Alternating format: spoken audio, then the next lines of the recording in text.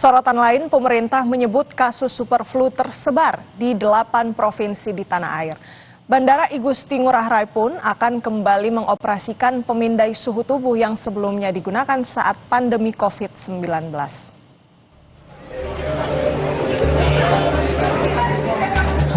Kasus influenza A H3N2 subclade K yang kini kerap disebut superflu menuai kekhawatiran masyarakat.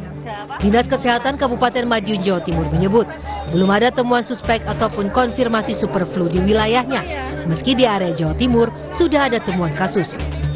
Sebagai langkah kewaspadaan, Dinkes Madiun terus melakukan pemantauan.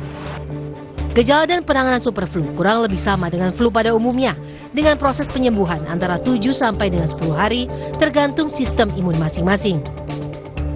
Terkait superflu memang sekarang sudah berubah, tetapi masih dalam batas terkendali. Jawa Timur ada 18 temuan kasus, tetapi di Kabupaten Madiun belum ada. Nah, usaha yang sudah kita lakukan adalah memantau perkembangan kasus influenza, karena ini kan masuk kasus influenza.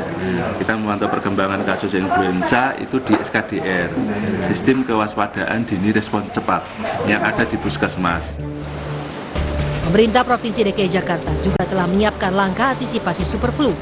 Hal ini disampaikan Gubernur DKI Jakarta Pramono Anung usai meninjau Taman Gapura Cakung, Jakarta Timur. Pramono juga telah berkomunikasi dengan Menteri Kesehatan terkait adanya kasus superflu yang telah masuk ke Indonesia. Gubernur menyebut belum ada laporan kasus superflu di Jakarta. Ya, berkaitan dengan superflu, saya secara khusus sudah meminta kepada Kepala Dinas Kesehatan, Ibu Ani, untuk mempersiapkan itu. Memang sampai hari ini dari laporan yang ada di Jakarta belum ada. Toh kalau ada pun kita juga harus bersiap. Kemarin saya juga sudah berkomunikasi dengan Bapak Menteri Kesehatan, sehingga dengan demikian Jakarta untuk mengantisipasi itu sudah kami lakukan. Bandara Igusti Ngurah Rai akan kembali mengoperasikan pemindai suhu tubuh yang sebelumnya digunakan saat pandemi COVID-19. Hal ini dilakukan untuk mengantisipasi penularan dan penyebaran superflu. Alat ini digunakan kembali karena menilai gejala superflu ini sama dengan gejala COVID-19. Dengan demikian, ketika ada pengguna bandara yang mengalami demam, bisa segera dipisahkan untuk ditangani. Sebelumnya Kementerian Kesehatan menyebut sampai akhir Desember 2025 tercatat ada 62 kasus superflu yang tersebar di 8 provinsi.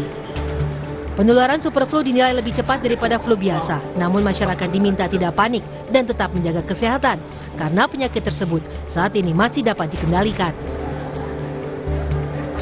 Tim Liputan Kompas TV.